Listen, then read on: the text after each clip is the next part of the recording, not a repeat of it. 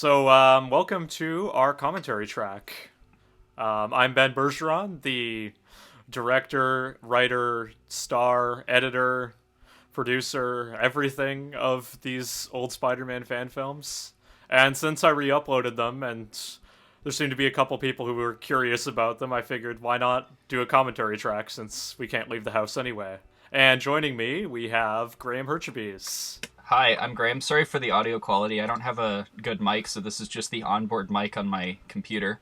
Because normally I would just borrow Ben's equipment. I'm not involved in the earlier videos here, but I did do a fair amount of work on Spider-Man Web of Shadows, including playing Eddie Brock and Venom. And I think you're credited as director of photography. I believe so, yeah. Pretty much any shot. When I was on set, I think I did most of the camera stuff, yeah. Most of the camera work, because at the time, I had a much better grasp of shot composition than you did. You'd also been on a real movie set at that time. Yeah, as a locations PA, basically. Like they had me doing lockup and great power and like great responsibility. Set lockup and moving around like location stuff, chairs, carpets. I think it was I'd been watching every frame of Painting at the time, and you hadn't. Yeah, fair. I was more focused on the story structure aspects. No, it's funny, like, watching this and just looking at how incompetent some of it is. Because the other piece is, like, I think the shots that I did compared to the ones that some other people did are even, like there's another level there. Because, like, some of the other people who I had behind the camera knew even less than I did. Yeah, well, I mean, at least you were, like... Oh, God, the audio difference between the two trailers there. I know. Yeah. Oh, that was really bad. None of this is mixed properly. I think only Web of Shadows has like a consistent mix throughout the entire thing. So. And nothing about Web of Shadows audio could be described as good because it's onboard mic from a camcorder outside most of the time. So yeah. It's really rough. And then like all of the stuff. What were those cop cars there for? Was that because someone died? There was like something going on up the street, and James and I were there, and this was like a week after there had been an attack on the Canadian Parliament. Oh, and Jesus. There James and I go with a camcorder out in the middle of the night filming a police scene. But yeah, man. No, that scene did you see that freeze frame there? Right at the start of the cut before you started walking? Yeah, well, that's not a freeze frame. That's literally just I hadn't started walking yet. Oh, okay, it looked like I was only like kind of half paying attention to the video. I'll start paying more attention once we get past the trailers. So the actual movies, yeah. Yeah. All I can tell you is what it's like now. So I think the biggest mistake I made, actually, talking about this trailer, because this has the Richard Parker audio in it, is I recorded all of the two Richard Parker videos that you're not in. I recorded them on this shitty little camera that I had lying around, because I wanted it to look like old and such. But that also means the audio quality was just so poor. Is that audio quality, is that actually what came off of the camera, or did you put further processing on it? I don't think so. I believe this is exactly what came out of the camera. Oh wow, that's rough. Yeah, because there's this like 2002 Fujifilm point and shoot, which I think was the first camera I ever actually shot anything on. Yeah. Anyway, it was the oldest camera in the house at the time, so that's why I used it. It still is. I still have it. I mean, that makes sense. And like, I don't know why a camera that old would have a good mic. It's just, wow, that's rough audio. Yeah, well, it had really limited video recording times as well. Well, I mean, that's what you get with old digital technology, right? That Venom scare at the end, I'm actually kind of proud of that.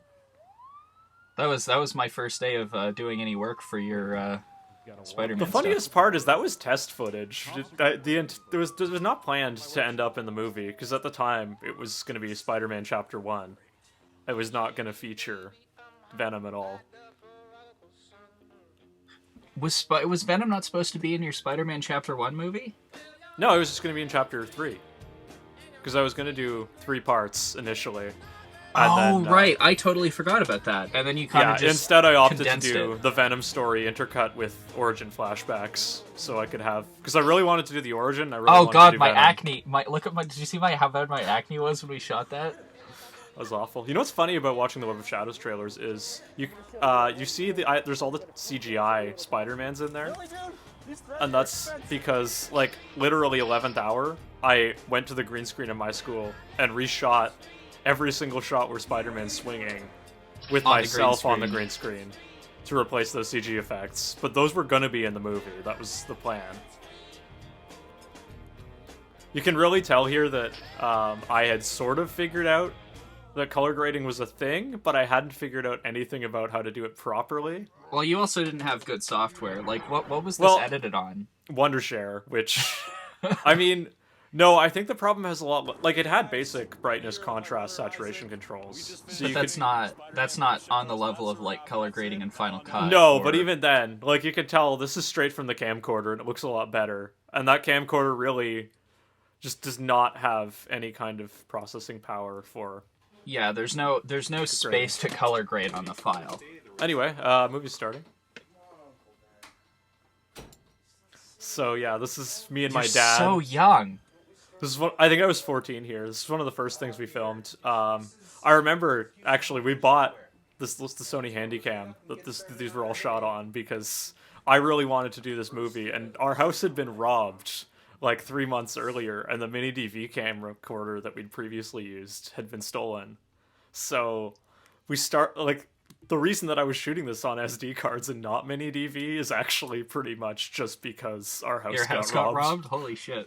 Not that it matters, because this entire thing is in 4:3 standard definition, because even though the camcorder shoots HD video, I had to convert it all to standard definition in order to even like use it in Windows Movie Maker, which is what I was editing on for the first few of these. The other funny thing is this video, like the actual video itself, sorry, I had to clear my throat. The actual video itself is 4:3, but your video file and your intro is like 16:9.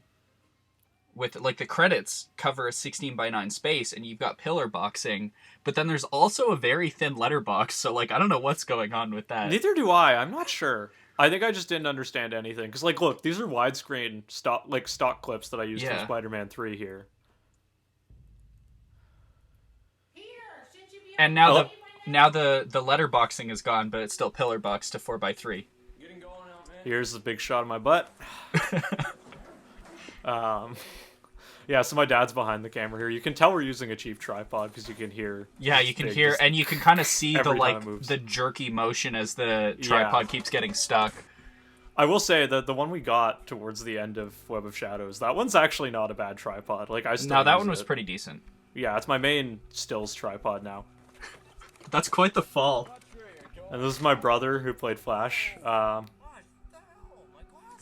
This part, everyone thought this was so funny whenever they saw it, of him just strutting off like that. It is funny. Kind of disappointed Flash didn't pop up more after this, but at a certain point, my brother was just no longer interested in being involved in this, which is why I ended up having to take over Craven for the last few scenes he was in too. This was actually shot significantly later than the original footage was shot, like a year or so. Like, all of this footage of the school was just, like, one day, I think a year later, I wanted some stock footage of the school, and this same stock footage shows up in almost every episode. Was this, a year later, was this when you were doing your original edit, or was this when you were re-editing it from, like, a half-hour fan film into a series? This was the second version. Yeah. Okay. Yeah. So this wasn't wasn't in the first edit? Yeah. Okay. But all this stock footage keeps coming back. And, yeah, no, it's funny. There's a lot of people from high school and that who don't know they're in it. Oh, this is James, who played Harry. We're still friends, actually. We chat every now and then. He's starting to move into acting as a career. So. Oh, that's cool. And her too, actually, who played Gwen, Maddie. She one day she went to Canterbury High School. One day, one of them's gonna win an Oscar, and you're gonna be like, I have an Oscar-winning actor in my movie. Yeah. Well, yeah, no, both of them are looking like went to college for acting and are now. Well, I think she's still in college, but he just graduated, and I think hopefully both of them are gonna have some success. Anyway, I started them off as my point. So it says there, warning: test spider escape. You can barely see it because of all the awful compression that occurred. The guy operating the camera this day is also the guy who wrote on the board, and that's the only day he was on. Like, he just happened to be around, so I grabbed him to help out. Is this the only version of Spider-Man where the spider comes from the school and not from a lab? I think so. Well, I mean, I'd actually... No, I did that because that's in a few other fan films. Oh, okay. And that was... Like, I didn't have access to a lab. Yeah, I mean, that makes sense. And, you know, it looks... I think it's a lot better than when we tried to fake a lab at the community center. Oh, God, yeah, that set looks pretty barren. So, yeah, this was just a wall outside my school. You're so lanky there. I know. No, I think the video got stretched out a bit when it was converted to 4:3. You're just that lanky at the time, though. That too. I think I was the same height I am now and probably weighed about 20 pounds less, so... This footage is actually from significantly later, because the original cut that actually, like, everyone at my school laughed at, so is why it was changed. Actually, like, I'd shot the shot of me climbing up the wall just on the sidewalk, and you could tell it was a sidewalk. I think I remember watching that at one point. Yeah. This is just my shed in the backyard. I mean, that's pretty obvious. The funny thing is, I actually know how to get up on the roof of the wall that we were shooting at now.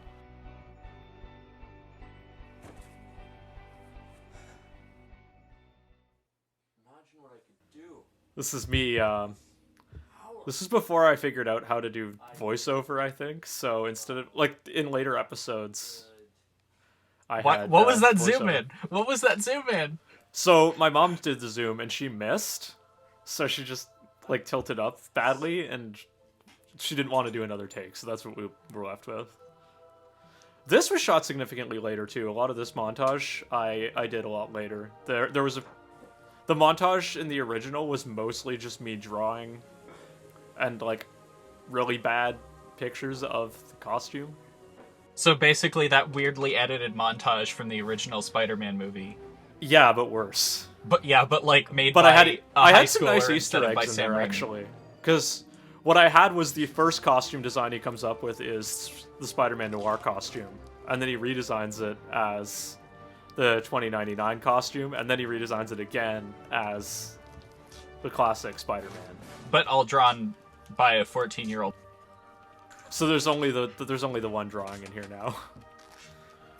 And this was... The web shooter prop was actually my dad's idea, and I think, actually they worked pretty well. I wish... I did some tests where I actually loaded them with milk instead of water, and I think it looked a lot better, but... But your parents didn't want you to waste milk? So, yeah, so I didn't do it very often. I think I have one shot, maybe, that it was milk, but the rest of the time it's water. And yeah, this is the same ledge from before. I actually did climb out on there. It's a shame, because you can't see how high up that actually is. Like, it looks like that the ground is like a foot below up? me. Yeah, like below my feet. There's like at least 5 feet. Ooh, that's slow-mo. Yeah, and you could tell I didn't know how to shoot anything in slow-mo. You know what's funny? I could make those clips true slow-mo now, because everything is in 60 frames per second. And yeah, again, back to my backyard, you can tell you it's just such a body different place. slam into the shed by mistake. Yeah, that was fully a mistake, and then I decided to keep it in, because I thought it looked cool. One thing that's really inconsistent throughout here is my glasses. So I actually did wear glasses at the time. And I kept forgetting, like, what point in the film I was shooting, whether Peter was supposed to have glasses or not. So there's like, points where within scenes I'll have the glasses and then I won't.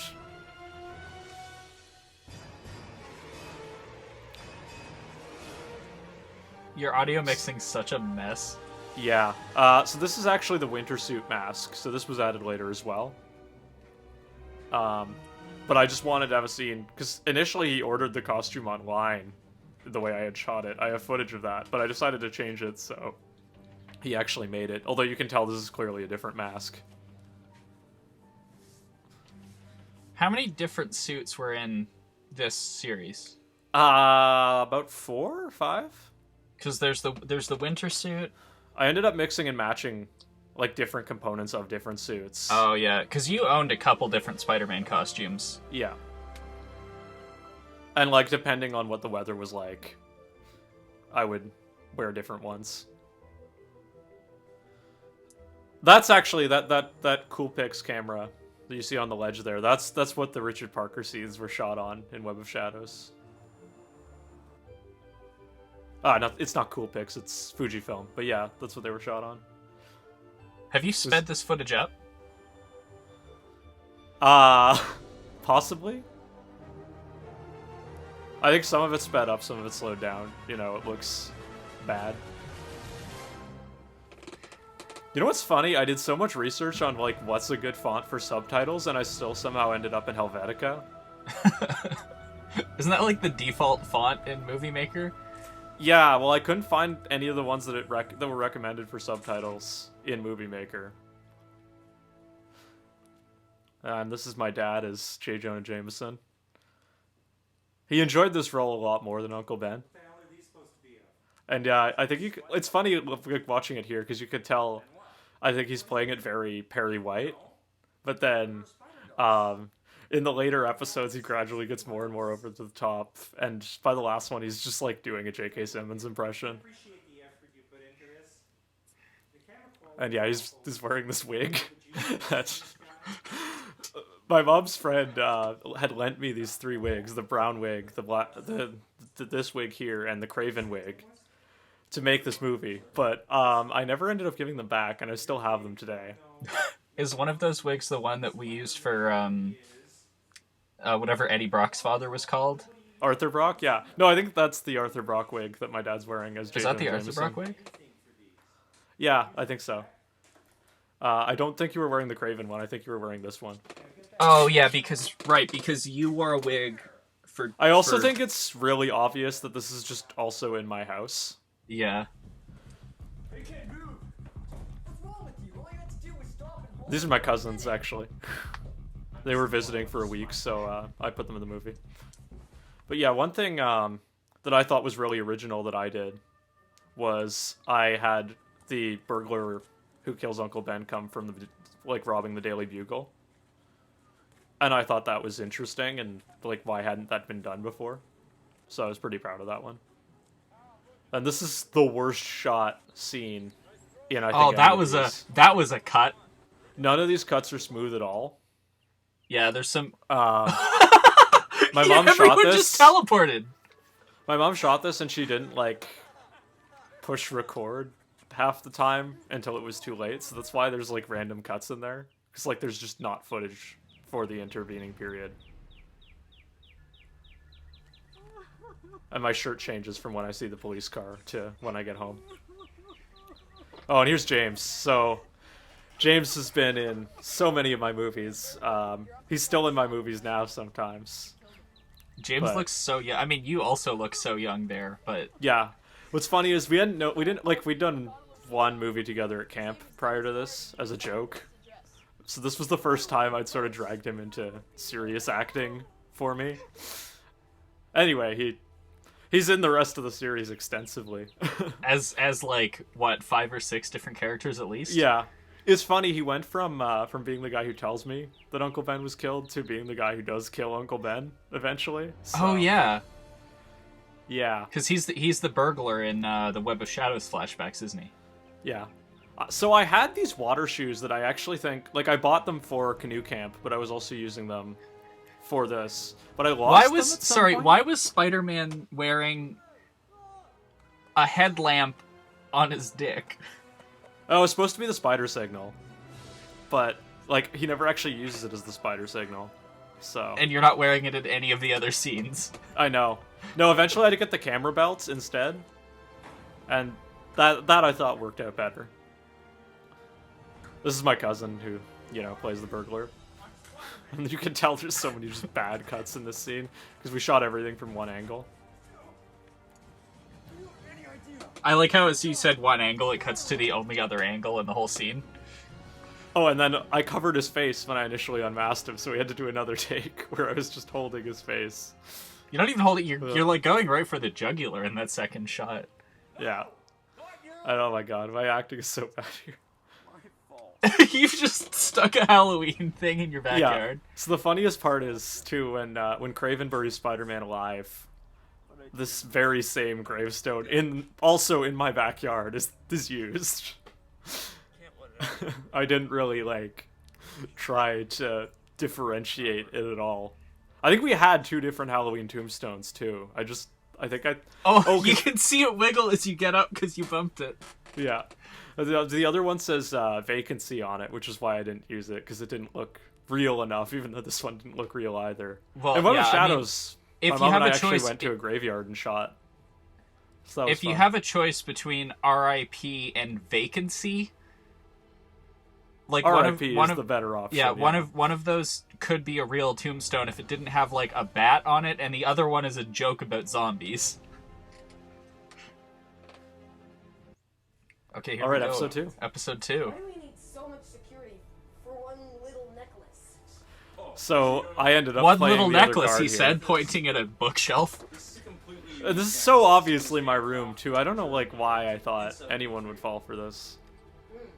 It's for the fortune. Because you were 14, and Even then. Also, he totally doesn't even apply any force to my face when applying the chloroform. Although he also just I felt the need to explain that he was using chloroform, so in the script he just calls it chloroform. it's a very anime calling your attacks Yeah. burglar. Also, because I didn't have enough actors, the chameleon's using his real face there instead of, a proper disguise. I wanted to do the chameleon first because, well, partly because he is Craven's brother and we could use that to bring Craven in right away. But the other reason was because in the comics, in the very first issue of Amazing Spider-Man, the villain is the chameleon. So that's why I wanted to use that character. And then I was actually, I remember, really happy with Kellen, who played the chameleon's performance, to the point where, initially I wasn't going to use the chameleon after that, but then I decided, no, we'll give him the revenge plot and he can come back later. But then Kellen and I had a falling out, so he ended up coming back and was not played by him anymore. So this is where I just shamelessly inserted a deleted scene from the first Spider-Man movie. Also, I'd like to point out that this video was uploaded to YouTube in 4:3, unlike the last one. Oh, yeah.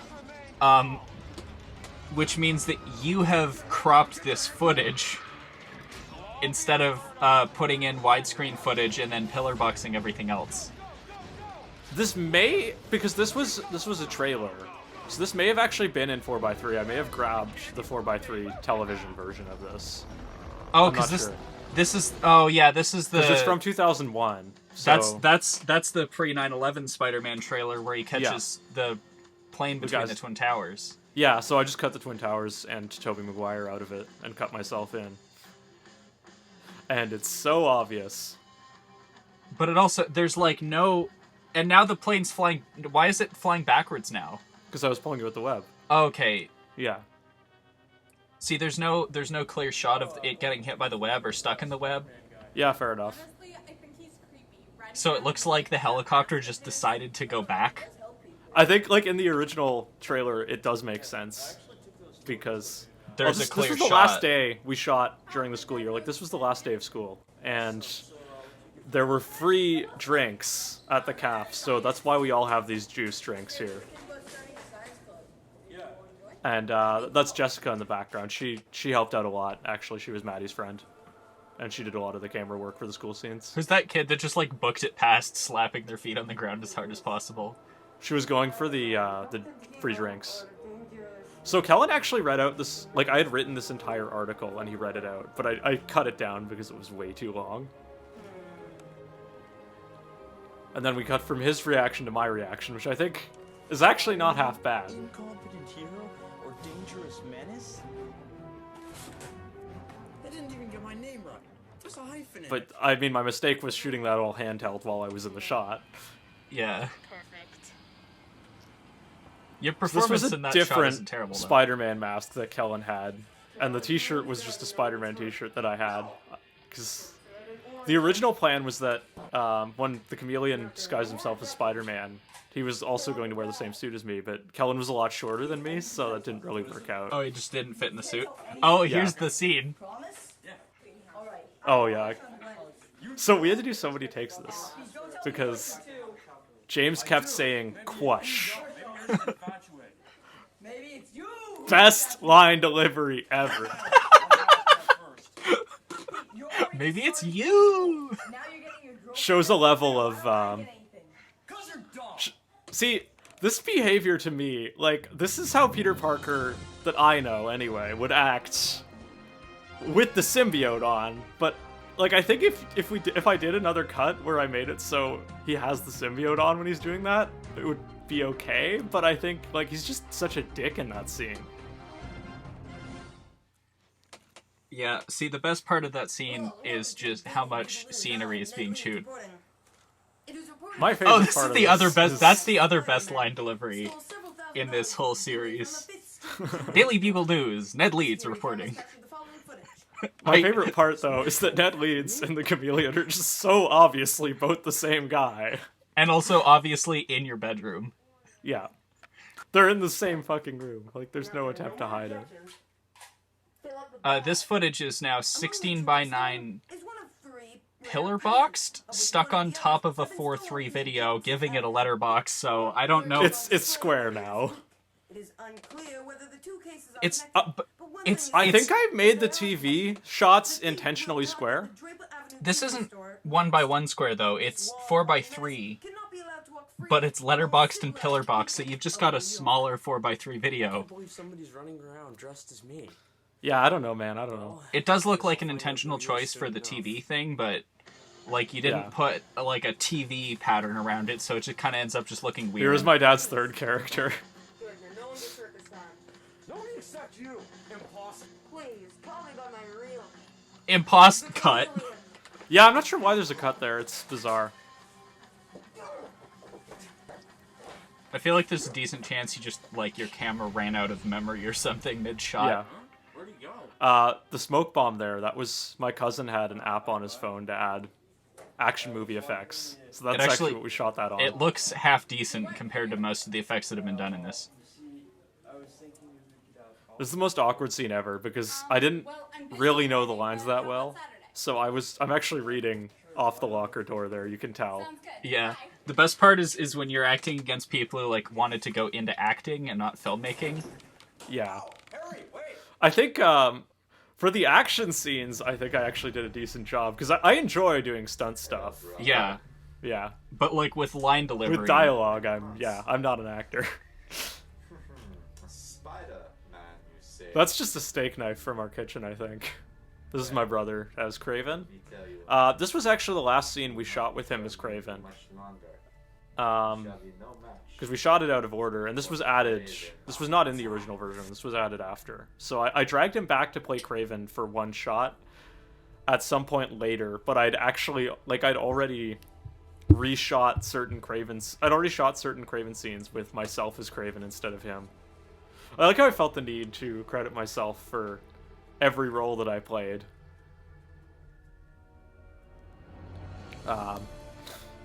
Helicopter scene from Spider-Man 2. 2002. It's not, actually. That scene wasn't directed by Sam Raimi. It was made specifically for the trailer. Directed by someone else. Episode 3. That's me here.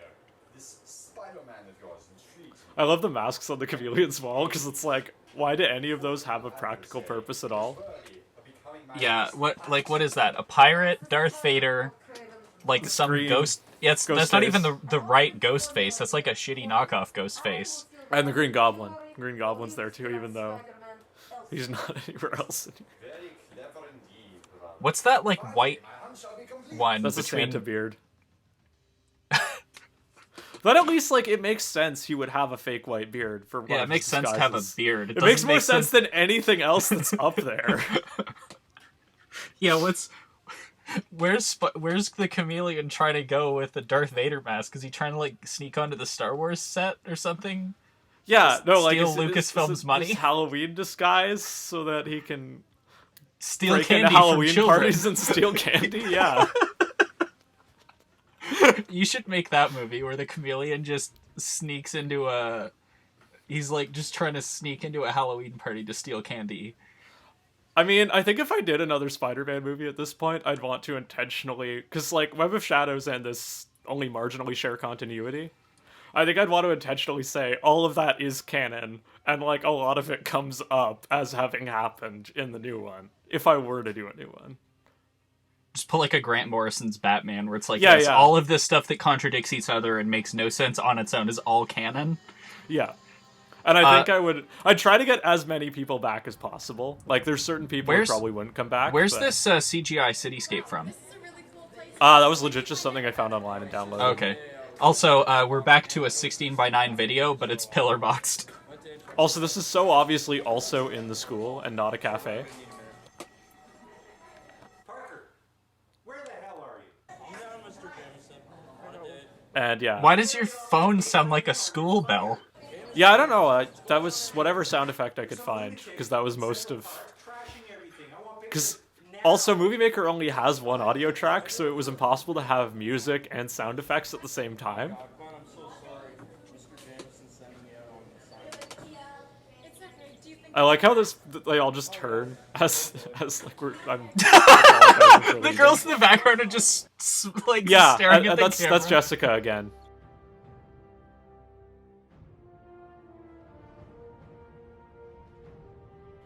Okay, let's just be on the fence. Also, that you actually have the spider signal headband on there. Yeah, no, I'm wearing it in this scene because it's the camera belt. Actually, Sorry, was that which Spider-Man is this? Is that that's the Japanese Nicholas Hammond Spider-Man? one from Okay. 1977. Yeah. Hey, Jungle Jim, over here.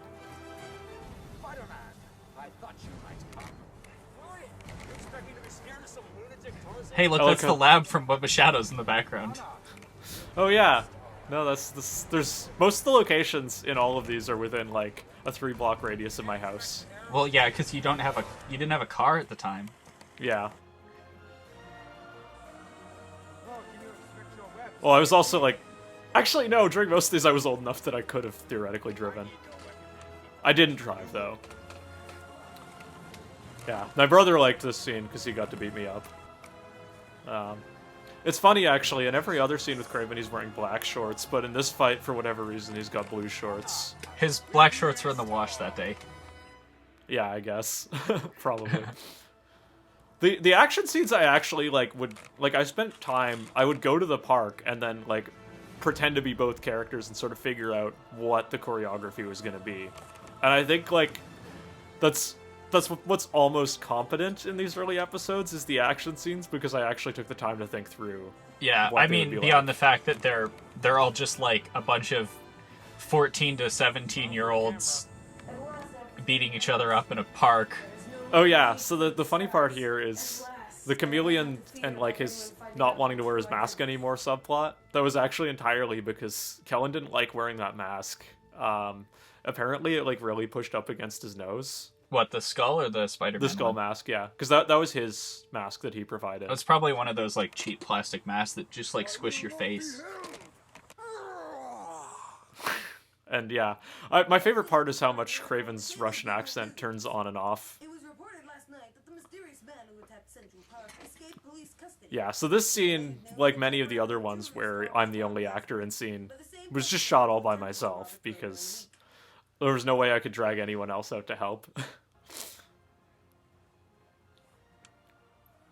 I'm actually waving at my mom on the camera there to tell her to start recording, and I think that's really obvious. Why were you sleeping in a flannel button-up? I wasn't. That was just what I was wearing that day. So I know, but so that you can see there, my teacher was coming into the background intervene because he knew we were filming. Actually, he didn't think it was. He didn't think we were actually fighting, but he came in and pretended to intervene and ruin the scene. But that was the only take we had, so I had to intercut it with a couple other angles. Like we'd actually filmed the rehearsal by accident, so this shot of me punching James is from the rehearsal. this falling out scene. I mean, this was shot back to back with the other scene with both villains. I mean, that makes And, sense. Yeah. There was some level of competence there, but both of them were just shot in wide and nothing else. And neither of them knew the lines that well. It's the only time I really did a spider sense effect. I don't think it works completely. Also, the fact that this is clearly in my backyard. But yeah, I also no, like again, that every time Spider-Man shoots a web, you use that same clip yeah. of the syringe, no matter how much sense it makes. Yeah, well, the reason was because I didn't want to have to wear the syringes that often. Yeah, that makes sense. Yeah. But no, this fight as well, I spent a fair amount of time choreographing. The fight choreography was, I would say, where, like, that and writing the script was where I actually put some time in on these. I think everything else I was just completely incompetent. I love how you didn't even buy a bow, you just, like, tied a string to a stick. Why is this in black and white? By the hunter. I actually didn't... My brother made that bow for, like, other reasons. I just wrote it into the movie because he had it. Today's the first day of the rest of your life. I think this was actually a really, like... I had a great idea for this scene of... Like, yeah, no, it's... Peter chooses to not... Like, this is where Peter really becomes Spider-Man, was the idea. Because he can choose to die and join Uncle Ben, or he can choose to actually take responsibility for Craven, who's kind of his fault. But it's kind of tone-deaf because Craven ended up being a threat to no one after this anyway, because he was going to kill himself in the first place. And of course, I'm playing both Spider-Man and Craven here. And it's really obvious. I think the low resolution. I don't think it's almost that hides. obvious because you and Isaac, Look enough like at alike. the time, you looked enough alike that in the dark, see that shot, you can tell it's not Isaac. Yeah, fair. Yeah, you can. It almost works. So you can tell here that I didn't have a separate mask because I pulled the whole. Oh, you're off. Oh my god, Peter! This was actually one of the first scenes we shot. That shot would have worked so much better if you'd had the later costume where you have a separate mask. I forget where we got the fake blood, but it was like some kind of Halloween blood, and I really didn't like having it on my face, which is why I just reached up and touched it. But I thought that actually was pretty interesting because even though we don't see the blood on Peter's face earlier, yeah. Friends for years, and I don't want anything stupid, like a girl coming between us. Also, that's not where my cut was. I don't know why I have a band-aid on my nose. Like, I was consistent with the continuity of I got bloodied up, just not where I got bloodied up. And this is the last scene that has Gwen in it, and she doesn't have any dialogue. I want you and Harry to be happy together. So in the end. And then there's this voiceover. I think I recorded this at like 5 a.m. or something before school one day. And you can tell how exhausted I am from the way I'm saying everything. And I just recorded that right into the camera because I didn't even have a headset mic at that time. Later on, when we did the voiceover, we used a headset mic, and I think that sounded a lot better. And you can tell in Web of Shadows which scenes we did with the voiceover mic because they're the ones that almost seem competent. The ones where the sound mix doesn't make your ears bleed? Yeah, which I actually spent a lot of time on the sound mix on Web of Shadows. It's just some of that audio was so poor. Yeah, most of the audio is completely unsalvageable, and you didn't have the software to try to salvage it well anyway. Yeah. Well, I'll say the biggest thing that affects the quality of sound is just how close the mic is to your actor, and it never was in these. Well, and the other thing is it was so much of Web of Shadows is outdoor, in the wind. Or in the lab with the huge vent. Yeah, with that awful loud HVAC system. I think And actually the just last... You don't have a decent mic to pick it up separately. I like how the credits here, I've credited... Director, I don't know what screenplay, Steve producer. did, why I credited him as the crew, and nothing else. Oh, no, he lent me the, Steve is my neighbor, he lent me the vest that Craven wears. It was a costume that he had, because he's a DJ. I guess he uses it for DJ stuff, I don't know, I never asked about it. The chameleon will have his revenge. I'm glad we did actually get to pay off the chameleon there eventually, even though like he was played by a different actor, because I think I just think that was a good thing. Yeah. Like that we actually got to wrap things up somewhat. For some reason, when I shot this, I decided, oh, I'm gonna try wearing pants over the suit. I think that was because the knees on the suit had actually gotten grass stains on them, and I wanted it to not get worse. So That's you why I'm wearing decided to jeans wear and boots jeans? here. Yeah. Are you wearing boots too? Yeah. No, big black boots. I had those boots for years. Spider-Man doesn't wear sweatpants. You can tell this is somewhat later because I'd started using the web effects.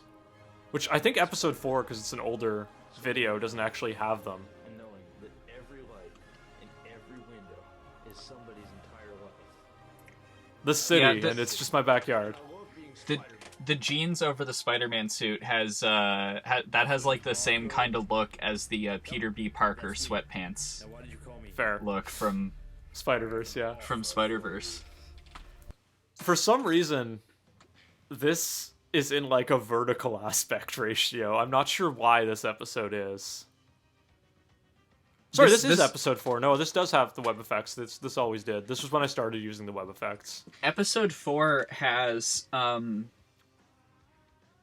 so continuing our adventures in aspect ratio, this is a 4:3 video file, pillar boxed to square.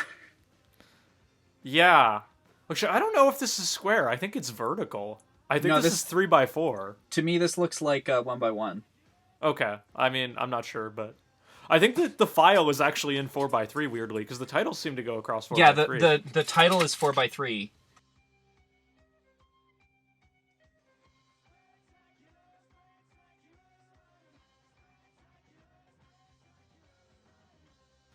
Yeah, it's 1x1.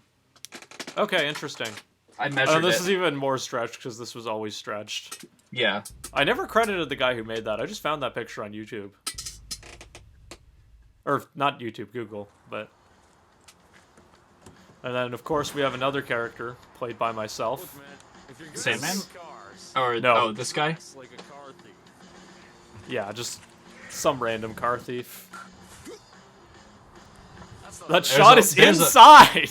There's a line taken straight from the Andrew Garfield Amazing Spider-Man. Well, that was recent at the time. I like I think how there's Amazing one Spider-Man shot. 2 was, like, coming out in May when I made this. Besides, I might tell the whole story for once. Growing up, I was always in the wrong place at the wrong time.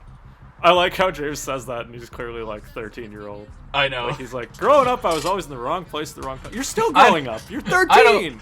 I don't like talking about my past, he said. Clearly not older than, like, 12. Yeah. I like the idea of just Flint Marko as, like, child outlaw, though.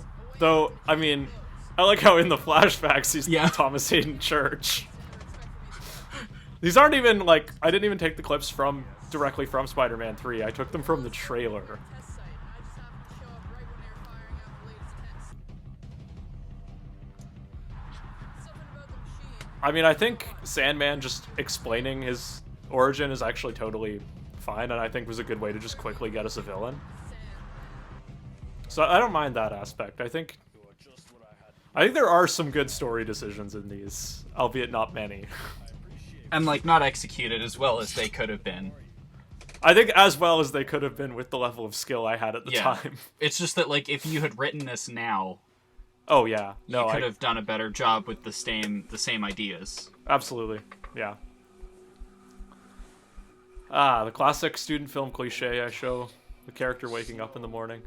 You didn't have him smack his alarm clock though. That's true. So we actually started filming this episode before it snowed, and then I had to actually film this scene as an explanation as to why there was snow throughout the rest of it. That classic New York, like 10 Yeah. centimeters of snow. Well, that classic New York, just a bunch of suburban buildings and not any kind of skyscrapers. I'm sorry, this is really obviously my kitchen. Oh my god, this is the old table. So we actually replaced the counter in between this and Web of Shadows. If you want me to buy some of your photos, you'll get me pictures of this guy, the Sandman. He's been spotted in New York, and he's at the top of the FBI's most. My favorite thing in both this and episode 5 is J. Jonah Jameson just like knows about every new villain in town, and it's always like he's providing the exposition to Spider-Man, but not through not in like a Commissioner Gordon type way, but in the classic J. Jonah Jameson way of just, Parker, none of your pictures are any good. Now get me pictures of this guy. Yeah. Yeah. And then I did shoot more school establishing shots in the snow. I think we reuse almost every single shot from inside the school that was in episode 1. What's this music from? This is from The Amazing Spider-Man. Most of the music in these is from the other Spider-Man movies. Okay, I knew it was from something Spider-Man, but I couldn't remember what it was, and I knew it wasn't the Raimi trilogy because, like, this is clearly not Yeah. from the Danny Elfman and or Danny Elfman inspired Spider-Man music. Nope, not at all. You can even see my school name in the background there. The audio here is so bad. This was the first time I tried to do like a walk and talk scene. Oh, these 3 guys. They kept shouting in the background. We had to do so many takes because they wouldn't shut up. I mean, I'd have shouted if some dumbass was trying to film their Spider-Man fan film beside me in school. Yeah, it's valid. To be honest. But yeah, no, Zach, who did the camera work for this, he was supposed to play Dr. Octopus if when we brought him in, but he ended up being too busy, so. Yeah, and Dr. Octopus eventually shows up in Web of Shadows, played by Nathaniel, another actor from these movies who we've since had a falling out with.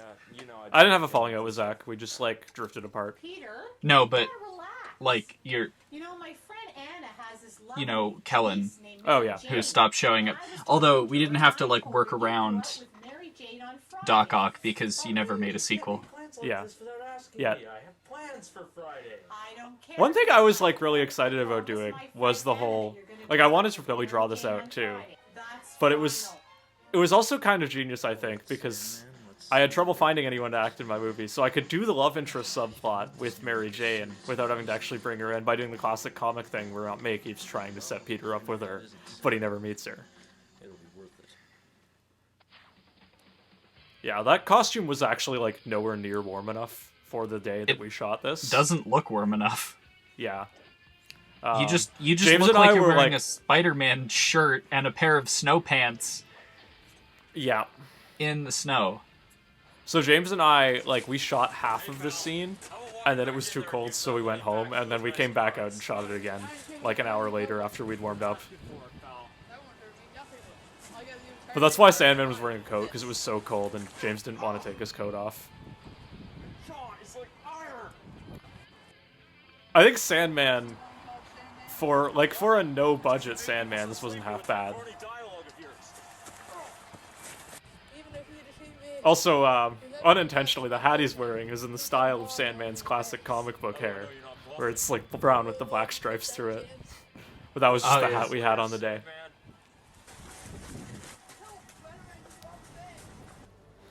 And then James is also the bank guard chasing after me.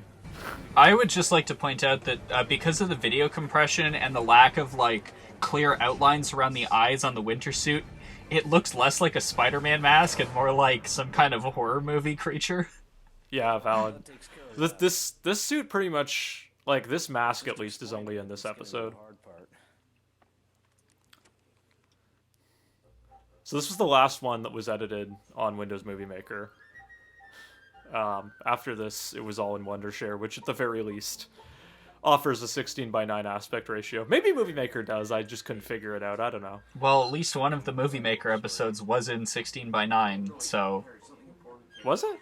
Yeah, one of them... Well, the video file was 16:9, and the credits extended to 16:9, but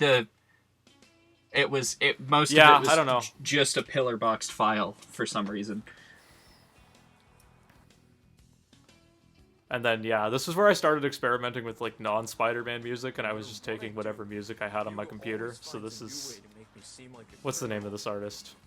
It's not fair. I don't remember. I saved the city from that bomb, and then I get Anyways, the guy's well known for doing a lot of instrumental tracks. Is this Kevin MacLeod? No, like not like they're like these are copyright. Oh, okay. Yeah. And yeah, then we have this horribly framed shot of me coming home.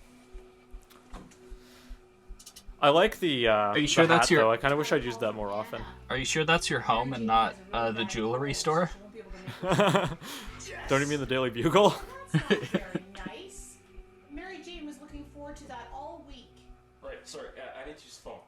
My mom, I think, is actually pretty good Aunt May. Yeah, Especially she is. the doting, just like anxious, nervous ninny Aunt May. She does a really good job, I think. Was your mom taller than you in the first episode? No. Okay. I can come tonight. Just the way it was shot may have looked like that. Yeah, I think it kind of did. But yeah, no, I've been taller than my mom since I was 13, I think, or 12. And yeah, you could tell here we didn't have a Gwen anymore, so that's why she's not in this episode, but I try to call her and she just doesn't pick up. Fine. I have something else I need Which to do. happens again in episode 5, is I call her and she just doesn't pick up. I'm ready for a rematch with Sandman. Oh right, no, this mask is in, yeah, this fight as well, but I've introduced the new coat suit that worked a lot better. Yeah, because you've just... That one's an actual winter jacket. Yeah, and we made this foam Spider-Man logo and glued it on there, and we made another one for the back too. It worked once, but it's not gonna work again. But yeah, and then I added the ski mask in the next episode with the goggles. So that's just my vacuum that I had brought out to this place and just shoved in the corner there. I don't think it Spider-Man looks just- like... I don't think it looks like there wouldn't be a vacuum there, though. It doesn't, but like, why would he have just found a plugged-in shop vac? It actually worked. Yeah, I didn't think it through that much. I think it's funnier if it doesn't completely Oh, make and here's sense, me though. in the Groucho Marx classes as a cop. Seriously? Fine. Take care of it yourself then. So the shop Oh my, vac you actually one are of the wearing wheels- Groucho Marx glasses. Yeah, so the shop vac actually broke when I dropped it there, like the bottom wheel broke off. But, so that's why that was the only take, and my dad never let me borrow it again for years. Wasting my time. I don't know why I decided that this should be delivered as dialogue instead of as voiceover. But I think I'm, like, you can tell, I think, in this one that I'm, like, gotten better at delivering dialogue. Yeah. I think I sort of figured out how to shoot coverage, too, because I did this scene from, I think, 4 or 5 different angles, just to have it all. And then you left this angle in it. Yeah, though, because that was... what I should have done is kept it a little longer on that last one and cut on me standing up. Cut 'cause on when the I stand standing up, up, it looks yeah. okay. Yeah. But you don't cut on motion, and you cut to an angle that's framed for you standing up before you've stood up, so your head's barely even in frame. Yeah. So the man in the shadows here, he ends up being the chameleon, but the original plan was that he was going to be a different character. Which different character, actually, I toyed around with different ones. But at one point, he was going to be Mysterio. You should have had Big Man. He was Big Man in the second episode. But yeah, he ended up just being the chameleon. I gave James the script consultant credit. I'm not sure quite why. Because I pretty much wrote it all solo, I think. Anyway. He probably helped out with something at one point. Yeah. Well, he helped out with a lot. Like, he went through so much hell for my stupid movies, so I'm not going to judge him. Yeah. No, I It's think too bad we felt don't have it James was for warranted the that one. commentary. Yeah. So this one, you can tell the quality has gone up quite a bit. City. Because this is when I switched to editing in Wondershare. Oh yeah, the episode's actually in 16:9. Yep. So, Except for when we do the special effects for that, we shots. have to go back to when this all started. Because those were done in Microsoft Wax, which can only export in 720. So those were smaller. They were also in 16:9, but they were They Crop- were like they were- cropped down, yeah. they were letterboxed and pillarboxed, yeah. I like how there's no consistent lighting in the scene at all. Also, it was snowing, and now there's no snow. Yeah, so this was shot in my neighbor's house, where I was house sitting at the time.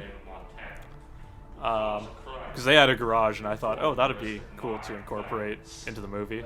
I just So want I to point out that the jacket, hat, glasses combo that you've got on there has like that almost looks like Blue Sky Studios Onceler-esque almost. I mean, yeah, I was going for, because it's the big man. I was going for that look, but that's what You what came with you it. were going for Onceler? No, for the big man from the Spider-Man comics, but it ends up looking like that. I like how Okay. evidently Shocker's gauntlets are just hockey pads. I'm not wearing hockey pads. Honestly, I think the Shocker suit did look pretty okay. Like, I think Shocker was the right combination of visual effects and, like, actual practical effects for my skill set at the time. Yeah, it was. As opposed to like Sandman, where like it works decently well enough, but like Yeah. I think this is the best one, I think, personally, out of all of these. I think it holds up best. as well as anything that you made when Yeah. you were 14 can. Well, I think like how old like, were you when you made this one? Like how old were you at this point? Probably 15? Yeah, I think this was because this was the last one I made in grade 10, I think. No, grade 9. This is the end of grade 9. So yeah, I would have been almost 15, and then I made the sixth one at the beginning of grade 10. This was initially supposed to be the end, right? It was supposed to be the end of season 1, and then I was planning to do a second season, but no, I ended up changing that out because I didn't want to do a second season. I wanted to do a Web of Shadows instead. So this goes on way too long. Like, I don't know why I kept so much of me typing here.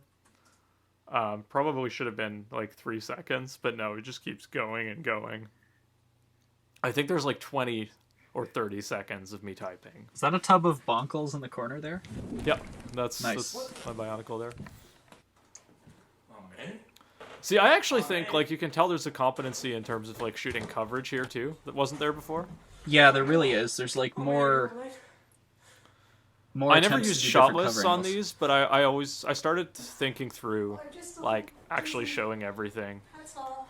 when I made this. Oh, man, we need to get you to Dr. Cox. Your ability to properly frame things still wasn't quite there, though. No, everything was just centered Not everything's properly centered, though. because the action sometimes will drag it out of Yeah. there. Yeah, Again, just let me know, please. like this shot, I have no lead room at all. Oh, but that's because I leave. I did somewhat think it through. I just didn't know what made a good shot. Yeah. This Shocker montage I'm actually happy with. This is me, actually. This isn't James. That one I only needed Shocker and no Spider-Man, so I shot that all myself. I don't know why I felt the need to specify today. Parker, what photos do you have for me? I don't have any pictures for you today, Mr. Jameson. I just am asking for an assignment. Those classic- for tomorrow's Christmas. Classic newspaper office things. That's just a kitchen. A kitchen fridge. I think my living room, because I used my living room as the newspaper office in the first Spider-Man episode, I think it looks more like a newspaper office than this one does. Well, yeah, because there's no fridge in the background. Started showing up. Yeah. I like, one aspect I like of the characterization I went with for J. Jonah Jameson is I always thought it was interesting how he blames, like, Spider-Man for all the supervillains. Was that a And he's deliberate not- Dutch angle? Let's get some. Sorry, No, didn't mean not to interrupt intentionally. you. I know how. But he's not entirely, like, As out of... Spider-Man. Like, he's not entirely wrong in doing so. Because, like, Yeah. the villains in this, a lot of them are showing up specifically because of Spider-Man. So that's one thing I've always thought was interesting about J. Jonah Jameson. Are you wearing those goggles upside down? Yeah, so the reason I did that was because I thought it made it look more like the Spider-Man eyes. They are shaped more like the Spider-Man eyes upside down. It's just like, you Yeah. can tell. I think this is the best shot swinging scene in the entire thing. I think it is, yeah. Like, you can tell, because this camera had no manual controls. You can tell the shutter speed is way too fast, and that's why there's no motion blur. Because it had to compensate for the bright sunlight. But, yeah, no, I think the scene actually looks okay. As okay as anything else does.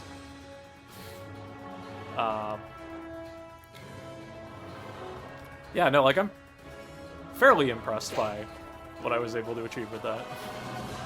Oh, you've got the actual web shooter props Yeah. there. This is when I first figured out how to, like, order stuff from Amazon. What the? That was a warning shot, bud. Snappers. It's shocking. The happiest little criminal. This fight scene isn't bad either. Glad while they can, at least they'll die happy. All right, now let's wrap up this little practice. Which way? The sound of the web shooter not working is just not at all the sound it would make there. I wasn't aiming for you. I love the idea that Peter Parker programmed in like a Microsoft XP sounding failure noise into the web shooters. Yeah. We are so. For some reason, I'm wearing the sunglasses in this shot. I think I shot it separately from the The fight, web shooter never broke before. and I couldn't find the goggles that day. Of course. Never used it on a day this cold before. I'll have to modify the formula so it'll work in these temperatures. Well, let's hope the camera caught all that. So that's not a camera, that's actually a headlamp. But the front had broken off, and it looked interesting. It looks enough. like a broken camera, sort of. Yeah. It looks close enough that... I'm getting out of here before I mean, it looks more like a broken camera than your kitchen looks like a newspaper office, you know? Yeah, yeah, absolutely. It's close enough. I was proud of this transition because it meant I didn't have to show any actual ambulances. And that was sort of how I got around that. I think the ambulance noises may go on too long. Yeah, they kind of do. Oh, and this is the last one of my brother's in, I think. I think at this point he was about to move out. The only possible solution would be surgery. There's the Department 409 Yeah, lab coat that keeps lab showing up coat because this is that the only keeps lab coat showing I up. have. What is Department 409? Do you even I don't know? know. I don't know where that lab coat came from, or like what the origin of it is, why I have it. Another way. I think I have something in mind. I don't know why there's that weird thing there. I think I was still figuring out how to use Wondershare. Parker! You better have photos for me this time. I don't have any photos for you today, Mr. Jameson. Then what the hell are you doing here, Parker? Look, my aunt had a heart attack. I need a loan, $1,000, just for a few days. Please, you can take it out of my pay. A loan? You seriously? I think expect me one to give element you a here loan? that I may have Here's the botched deal, is I think you this J. heard Jonah about, Jameson buddy. is too cruel. Now go get me those pictures of Shocker and Spider-Man, and then I'll give the money you need. Because Fine. I really don't think, like the comic book J. Jonah Jameson, as much as he's like kind of an asshole, I think like he'd be very understanding of, oh my god, his aunt had a heart attack, I need to help with that. Yeah. Like he's a cheap bastard and he sucks, but you know, I think a good deep person down he is- does genuinely care about Peter Parker, and I think I should have done that and I didn't. I don't even know if it's that he cares about Peter specifically. It's just that like J. Jonah Jameson is not a terrible person. Yeah, valid. Like you're kind of missing that scene, like the scene in Spider-Man where Green Goblin shows up. So the real reason we switched And back to this winter suit Jonah is because won't it sell him out. got too hot out all of a sudden. Yeah, you The can see snow the snow's actually- melting. The snow stayed really long that year, which was good because we didn't wrap in time to still have snow. Well, bud, thought you were dead. Looks like I didn't kill you enough. I love how Shocker's like deep south accent is like as inconsistent as Craven's Russian accent. Sorry, don't get new, buddy.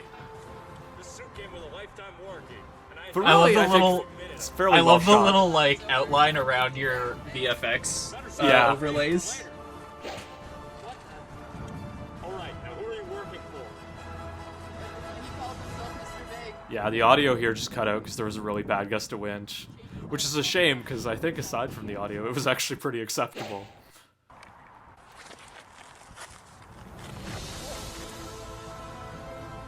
I want you to stay there until the cops show up. My question is, did he have the camera set up taking automatic pictures, or is this the only picture he took? What do you got for me now, Parker? Photos of Spider-Man capturing Shocker. Capturing Shocker? Parker. Yeah, I said this get me J. pictures Jonah of Jameson Spider-Man just and Shocker sucks. working together. My dad liked Get doing this there? scene though. What are you doing was not in the script. He added Parker, that. get out of my office.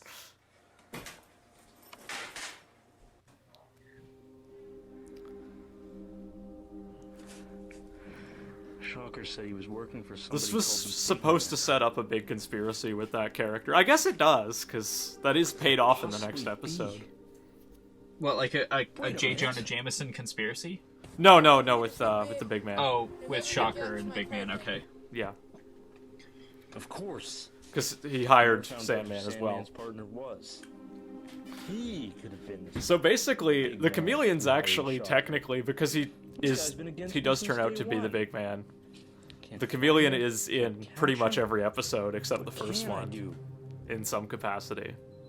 The Chameleon really is like the big bad of this I'll just version have of to wait till he Spider-Man. shows himself. Yeah, no, It's interesting that ended up happening, because that wasn't the plan at all. I decided, because I wanted to wrap up all the loose ends with that last episode, was why I decided it had to be the Chameleon. Money I need, and I still have no idea who the big man is. And yeah, this is when I I can't keep once short again this on call my Gwen own. and she doesn't pick up. I need to talk to someone. And then the next episode I actually Who decided to write her out understands? properly. Who cares? Maybe if I try Gwen. Love that ukulele just chilling out in the background. Yeah, it's in the background of a few shots. I don't actually play the ukulele, I just own one. Yeah, Gwen's kind of awful to Peter in these. Like, I mean, this Peter kind of sucks too, but Everyone kind of sucks in Never these. seem to go right for All me. Yeah. of your characters Why suck. do I always seem Aunt to May is succeed? cool. No matter how hard I try not to. Like not in that they're poorly Fine, written, this is which always like the all of price them I kind of paid are for being because you were Spider-Man. like 14 to 16 when you made these, but also like man, they're all like just bad people. yeah. You know what I think was really a poor choice on my part is I should have, at the end of this episode, because I knew no matter what the next episode was going to have him throw out the costume. But I really should have had this episode end with him throwing out the costume, because I think the time between him throwing it out and him picking it up again in the next one is too short. It's also like a natural. If you're gonna do 2 seasons, it would make sense to end season 1 on Spider-Man No More, and then Yeah. pick it season up. 2 up with the second half of that. Like that's a natural cliffhanger. And I regret not doing that. I think this should have ended with the scene of me throwing the costume out. Because I have more of that footage than what's actually in the next episode, because there was a full scene of it, but I just incorporated it. I don't know why I gave James the script credit. He didn't... Like, I wrote all of these all by myself. I guess just because he listened to me go on about the script for a while. That actually ended up being accurate. It's just the plan was that was when season 2 was going to start, and that was when the final episode came out. It's been 6 months since Aunt May's heart attack. The coronary bypass surgery saved her life, even though it cost me half of my college fund. Things changed a lot at school these past few months, too. Gwen switched schools for an arts Yeah, program, so this and Harry hasn't spoken to me. this in this was months. sort of, I think, I don't even have my job this anymore. one became overly Gwen personal, fired me because I a wasn't lot of the bringing things Peter's Spider-Man saying here pictures anymore. were true about And myself one more at the thing. time as well. I'm Spider-Man. Because, yeah, well, it wasn't James who played Harry and I who had a falling out, it was me and Kellen, and I was sort of channeling that. And Maddie, who played Gwen, had actually switched schools for an arts program. And then I hadn't lost my job, so that's not true, but... You didn't have a job. I had quit doing Spider-Man fan films at the time. I was not initially, like at that point I was not planning to make another one. So that came in. Like I think I decided I wanted to do I wanted to do the Chapter 1 series, and then I also decided, hey, you know, wouldn't it be great to go back and tie up this version first? So I did this episode I think in like 3 days, which is why there's a lot of stock footage in it. And it's really not as good quality as the previous one had been. Which is a shame, because I think I knew a lot more about VFX and stuff when I did this one. So I was actually, like, some of the VFX are actually comparatively competent, or would have been if I'd taken the time to do them properly.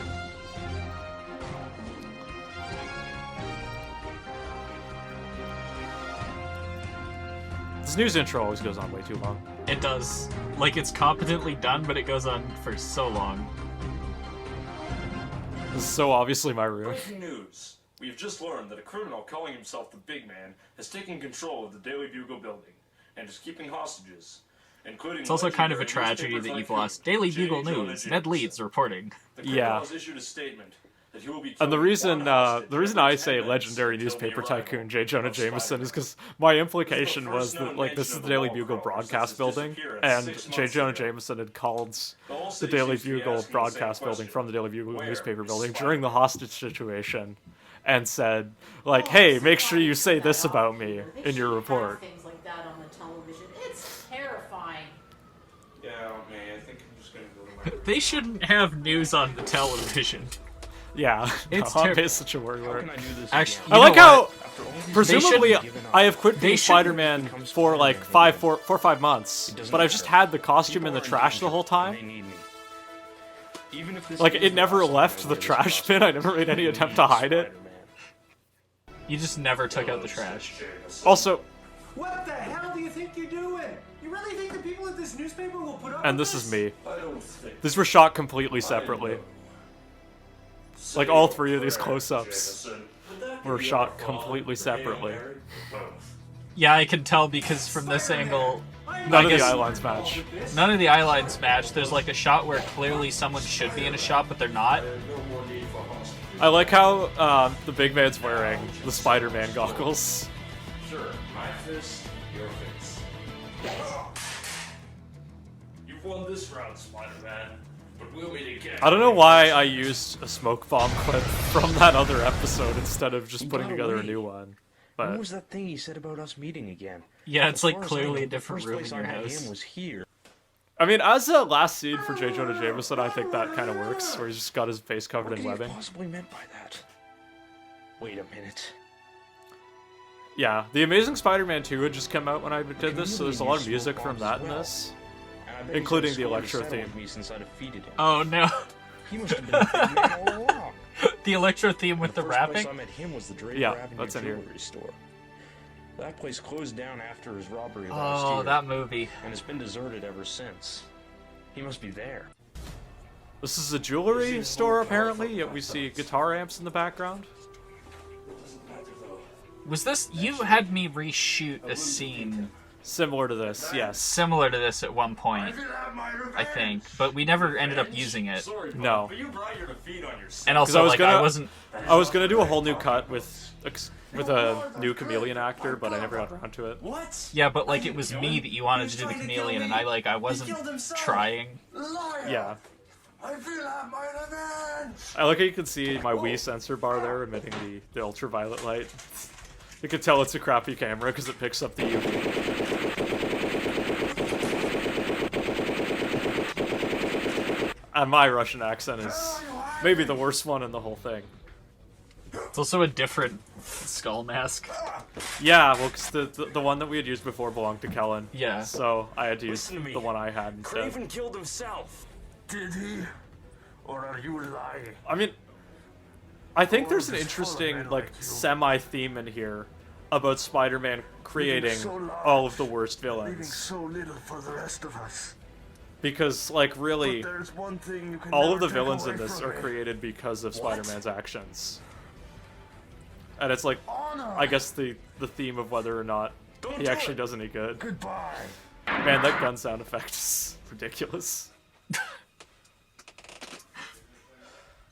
What have you done? Man, to there's me, a lot Elliot? of villains You did it killing all out themselves of in honor. this. Yeah, no, I mean, that's For the your trope brother. for Spider-Man in general. He killed himself, and he tried to kill others. All because of me. I blame myself I for led him this, down this dark but then I immediately get over But it. in the end, I like to think even he found peace. If tonight's made me realize anything, it's the truth about who I am. I'm a hero. What City led you needs to me. realize that? No matter what challenges lay ahead, I must always be Yeah, Spider. like I feel you put this voiceover in because like that's the kind of voiceover that would be in a Spider-Man Yeah. thing, but It doesn't make sense given the it context. doesn't make sense. I actually like this Oh, scene. Peter, you're here. I was glad I was Great, able to just wrap in up time. the Mary Jane subplot along with everything We're else. having dinner with my Even friend though I Anna didn't and have her anyone to play Mary niece, Jane, but Mary Jane. It's gonna be lovely. Right.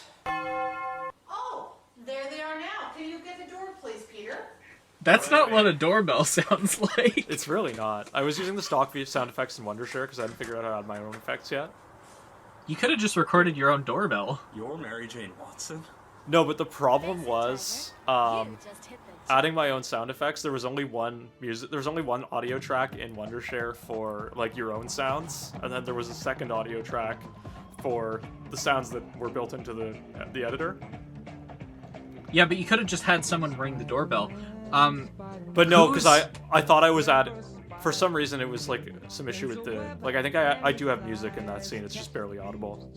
Whose voice is that as Mary Jane? That was from the 90s Spider-Man series. I just took the voice actors from that. I had a feeling the line was taken from a show or something else. Yeah. Yeah. I was like, that's nobody we know. Oh, the credits are so slow in this because there's barely any.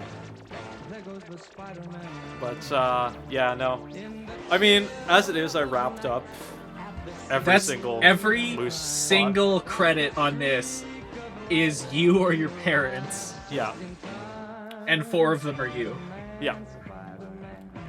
I knocked that out in like a weekend. But I mean, yeah, I'm glad that I was able to wrap up all the loose plot lines because I think this is a half decent ending, all things considered. Yeah. Oh yeah, this used to be on a separate channel. Now it's not. Now they're all on GPS Fan Films. Oh yeah, these were on the. This leads right into the trailer for Chapter 1. The Chapter 1 that never got made? Yeah, well, most of this footage ended up in Web of Shadows, though. Yeah. Pretty much all of it. Anyway, yeah, I mean, I think there is a complete story there. It's just not well executed in any way. Or thematically coherent. No. I think, if I did a fan film now, I would actually really want to lean into the theme of Spider-Man creating all of his own villains. But then you kind of have to do something with that. No, I would. Which you don't in this. Yeah. But it would be about him proving that he is more than that, I think, would be the storyline I would go with. That would make a lot of sense for Spider-Man, whereas like this raises the question and then goes nowhere. It just dismisses it with, yep, I'm a hero. Alright, now we get to the main event. August 2015. That's not when it came out, was it? No, it came out in December 2016. So over a year later. This is the first time I've seen it since that Christmas party where you brought the DVD. Oh my god. Yeah, so this is Brendan. He's my neighbors whose garage is shot in. That's their kid. And he plays young me. It's a good thing I applied this heavy color to this scene because you could otherwise you'd be able to tell how different in color his hair is from mine because he has like super blonde hair. You can kind of tell even with it. Yeah, but but now that you point it out. Yeah. Why is this the theme? This was in Civil War. This is the only reason I used it. Hey, there's your credit. Oh god. And then Graeme Hurtubise as Eddie Brock. The green screen shots actually looked okay, aside from taking out too much of the blue. This was actually, like, this was just a little area that, I don't know what this was for. This was in my grade 11 lab. We never used it. I think it's an incubator. But anyway, it ended up, like, I think it was a half-decent origin sequence. It's better than the one in the old series, for sure. Yeah, no, like, if I were to recut this, I'd use that one. What's your name? Because I have more of that than what's shown, too. You're also visibly a lot older in that than you are in the original Origin. Oh yeah, absolutely. Okay, and you can't hear anything James is saying here. Yeah, so what I did was I ADR'd all of his lines in Audacity. I'm sorry, I didn't and react that way. They come out really bad because... You put way too much processing on them to sound like it's coming through a mask. Yeah. Yeah, and at the time I was like, Ben, you gotta lay back on the effects, and you were like, no, it's fine. I'm like, nobody can hear a thing he's saying. Which is a shame, because I think what we should have done is every time there's a character with a mask on screen, ADR it.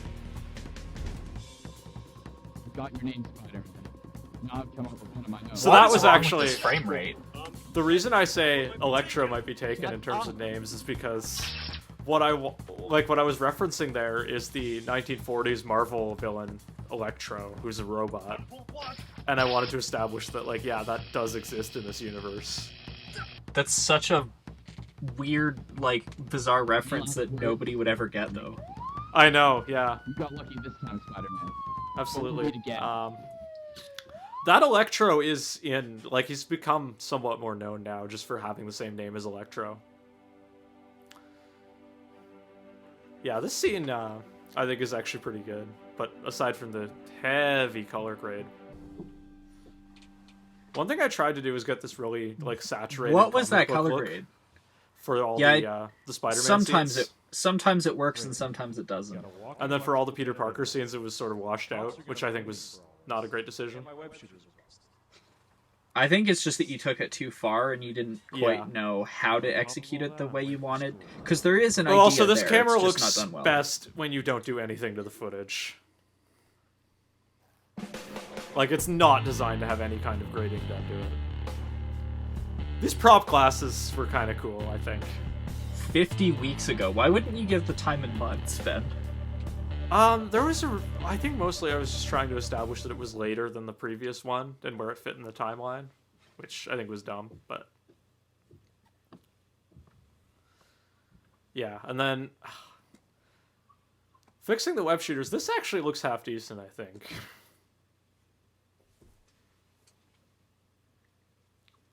And you can see I've learned a fair amount more at that point about editing, but it looks worse than episode 5 because I was trying to do grading as well, and I didn't really know that much about color grading. And this is still edited on Wondershare, right? Yeah. I had to run it through multiple times to get in all the effects and audio that I wanted. Like, I had to render out the entire movie, add more VFX and audio, and then render it out again. Oof. Because there was a limited number of tracks. Did this pay scene for looks Wondershare so too? much better with the original color. Wondershare is a, like, $50 software. It's really cheap. That's why I had it. It's honestly totally acceptable for, like, very basic editing. It's just not designed to do this. Yeah. All the VFX I actually did in Premiere on my school computer, because we had Premiere on those, but I was too busy editing, like, other projects for school to have time to edit this there.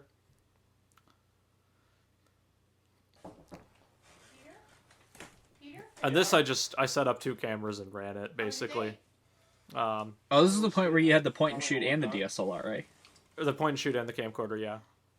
I think you could tell, because I think the point and shoot actually looks a lot better. Yeah, there's a change in quality between It's the two lower angles. resolution, but it's in a better frame rate. Where'd you find all this stuff? And it's progressive instead of interlaced. Oh, it belonged to your father. I meant to give it to you when you were older, I guess. A lot of this dialogue, which I'm not proud of, is pretty much lifted directly from the Ultimate Venom storyline. Yeah, I remember the scene we shot in my basement where you basically gave me, it was like a whole page and a half on the script of, essentially, you just taken a whole issue of Ultimate Spider-Man and slapped it in the script format, and I looked at it and I was like, I'm not saying this on camera because nobody would say these Talk like sentences. this. Yeah, nobody talks like this. So we kind of rewrote it as we were shooting. Mm-hmm. And just tried to get the same idea across. I love the wig you're wearing in the Richard Parker scene. Hey, Peter. I am, eh? What you doing? Oh, I was looking at this video from my dad's stuff. Do you know who this guy with him is? My mom actually, I think, does a really good job delivering some of these lines, especially does. given, she's not an experienced actress. Don't you remember his son? His son's name She is one of the better performances in this movie. Yeah, she used to do Toastmasters, so she knows how to speak, very, I guess, coherently. Clearly. Sometimes, yeah. Sometimes, not when she's having a real conversation. Okay, but like neither of us can do that either, so. Yeah, no, that's true. Anyway, yeah, so this like whole thread is pretty much lifted directly from Ultimate Spider-Man. I forget how like little original writing actually went on this. Where are you? How are you? How'd you find me? Looked you up, internet. Oh, my voice. We used to play together every day, man. What are you, like in high school? Yeah, this is your intro scene. Oh, my performance is so bad. For this I can't scene, wait to... we had the camera had died from shooting the interior scenes here. Yeah, we were at running. Graham's We were house. running like 4 extension cords or something. Yeah, to actually have the camera plugged in because the battery died and we only had one. I'm wearing that hat because my hair was either green or blue at the time, and you didn't want Eddie that Brock in the had movie. back- yeah. Why am I wearing shoes in the house? No, I really believe in my dad's word. Maybe I said to do that for the movie. Actually, no, because I'm not wearing shoes. Why is there a Darth Vader on the TV?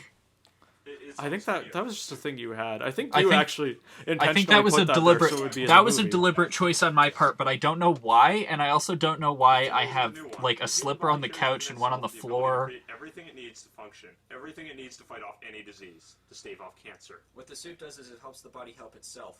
It's the ultimate natural medical treatment. One thing that I thought was kind of interesting that I did here, even though the reason I did it is because I couldn't get anyone to play Peter's mom, was because I wanted, like, the idea that Richard Parker wants to cure cancer because his wife died of it, I think is actually pretty interesting. We believe the suit may be the final step. This generation's chance. You know what? You know what's always interested me? That's why we'd be honored if you, like I guess established here and in Ultimate Spider-Man is that they they didn't. It doesn't actually cure cancer at all. Wow, this is crazy. Like it doesn't even remotely do that. Here you are with all this. Yeah. You know what? I have something. Oh my god, The my audio in performance all is of this is so so bad. bad. Yeah. So this is Nathaniel who played Dr. Octopus. Yeah, we don't really talk to him anymore, but that's about it. I mean, I think he really actually like put a lot of effort into his performance, and I think you could tell he's the better actor out of the three of us in this scene. All these lab scenes were shot on the same day, and Well, we really he's rushed also- things, which is why almost everything is just in wide, and we had to crop in a lot. He was also a lot older than we were, so there's that. Yeah, he was the age then that we are now. Oh jeez. Yeah. We're getting old, Ben. Yeah, I know. Yeah, and you could tell whenever I cropped in. And what we should have done is just shot coverage and just gotten everyone's close-ups. But we really had to... I think we had the community center for like 3 hours. Yeah. And we had to shoot all of those really quickly. And you could really tell how much it's not a lab. Yeah, well that's also not the only footage that was shot there. Like, the lab shows up later. So we had This a scene, decent amount of footage that had to get shot in 3 Yeah. hours. This scene pretty much, and like the only reason it's in there is to just have a second, like another Aunt May scene in the middle of the movie. Because she's missing for a huge... Like, she's not in most of the middle of the movie. Yeah, it's just like a reminder that she's there. Yeah, which... Poor writing right there. Until I know who I can trust. Here I am, sitting on my hands. Lawsuits! Man, the amount I just flew out. What I wanted. The levels there screaming lawsuits. Oscorp, using my research to make weapons. I'm gonna start People are quoting that. dying all over the world. Just screaming lawsuits and blowing out a mic. No, it's lawsuits. This isn't what I wanted. Like, do you remember? I used to reference Daily Beagle News Ned Leeds reporting on a fairly regular basis, actually. You were right. That's a pretty good quote. I mean, Never trust anyone wearing a tie. all these Richard Parker videos are just lifted like straight from Ultimate Spider-Man 2. So Yeah, but this one doesn't resolve the subplot by having Peter find a this was actually shot at the obstacle secret gym subway car that I had a membership at the time, and I think I don't know. It actually looks half decent. And yeah, this scene, as mentioned earlier, was shot while there was an actual police raid going on. Peter. Oh, hey, you got the notebook? Yep. Okay, let's go. So there's very few school scenes in there, and I think Like, Oh, people hey, I'm might- not wearing. Look, I'm not wearing the hat because we filmed that so far later that I either You had was blonde that hair before or after I dyed my hair. I don't remember. I think we shot it before. Anyway, no, there's very few school scenes in this, and I think like they're all outside the school, and I think that a lot of people might think that, oh, that's because I graduated and I wasn't allowed to film in the school anymore. But that was actually just because was I the got summer, sick of right? having to deal with filming in the school. You can tell so much as just a big silver cardboard box and not any kind of machine. You can see the playground in the background too.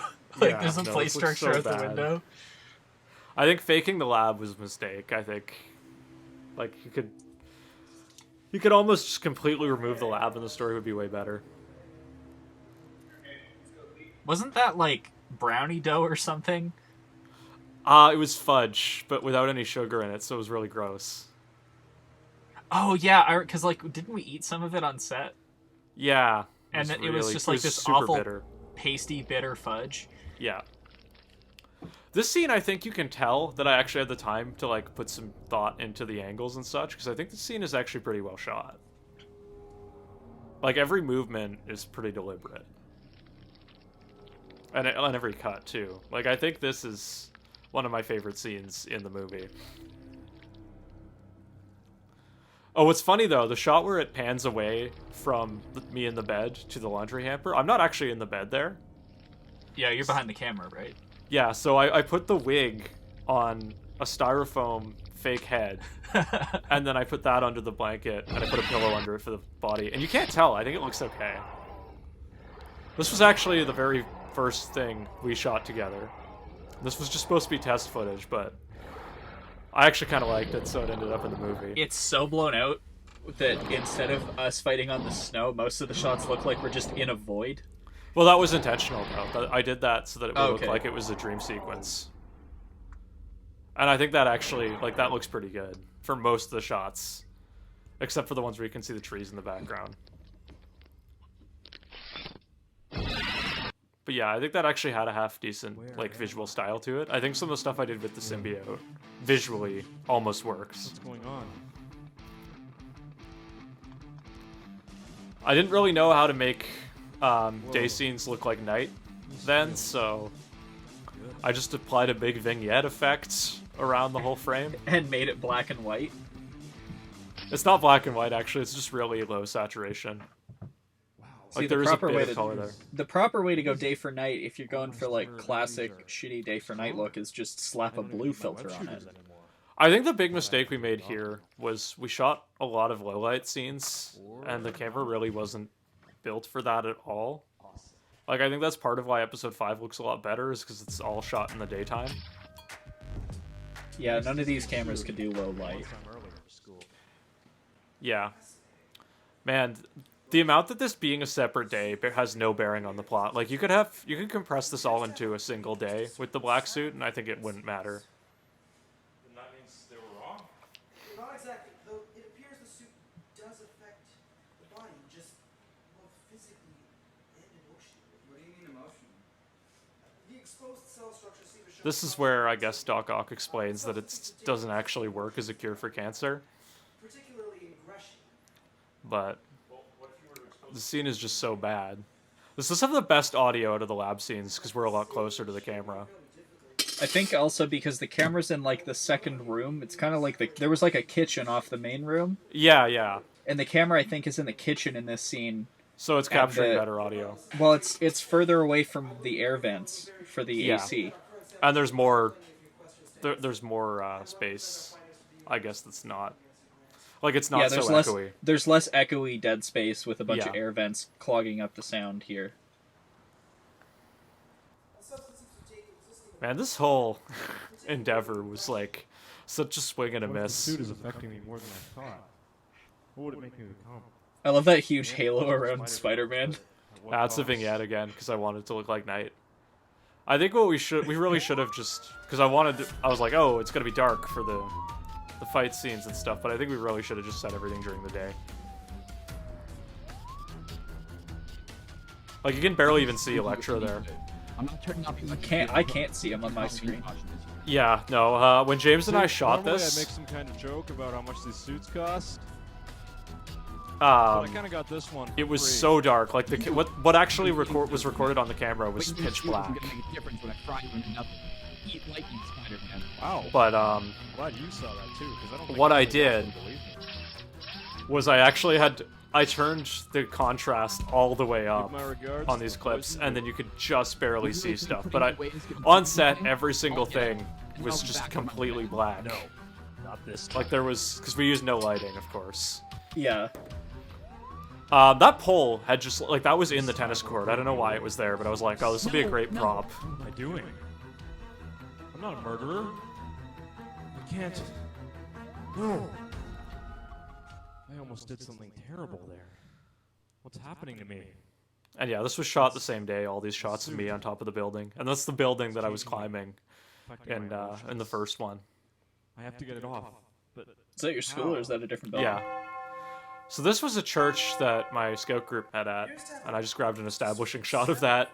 But the actual interior church scenes I shot in my school's basement.